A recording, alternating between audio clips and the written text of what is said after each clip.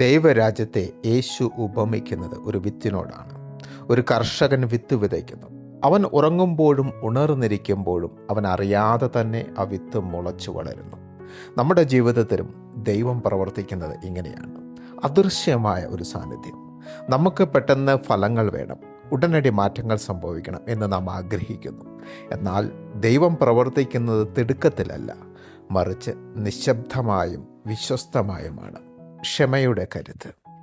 കടുകുമണി പോലെ ചെറുതെന്ന് നാം കരുതുന്ന കാര്യങ്ങൾ ദൈവകരങ്ങളിൽ വലിയ വൃക്ഷങ്ങളായി മാറുന്നു. ആരും കാണാതെ നമ്മുടെ നന്മകളും ഉത്തരം ലഭിച്ചില്ലെന്ന് നാം കരുതുന്ന പ്രാർത്ഥനകളും ദൈവഹിതമനുസരിച്ച് വളരുകയാണ്. പ്രത്യാശ കൈവിടരുത്. വിത്ത് മണ്ണിൽ കിടക്കുന്നത് നശിക്കാനല്ല, മറിച്ച് പുതിയൊരു ജീവനായി ഉയർത്തെഴുന്നേൽക്കാനാണ്. നമ്മുടെ പരിശ്രമങ്ങൾ ഇന്ന് ഫലം തരുന്നില്ലെങ്കിലും അദൃശ്യമായ ലോകത്ത് ദൈവം അവയെ പരിപാലിക്കുന്നുണ്ട്. ഓർക്കുക, കാത്തിരിപ്പിലും വിശ്വസ്തതയിലും തളരാതിരിക്കുക. നമ്മുടെ കണ്ണുകൾക്ക് കാണുന്നതിനേക്കാൾ വലിയ കാര്യങ്ങൾ ദൈവം നമുക്കായി ഒരുക്കുന്നുണ്ട്.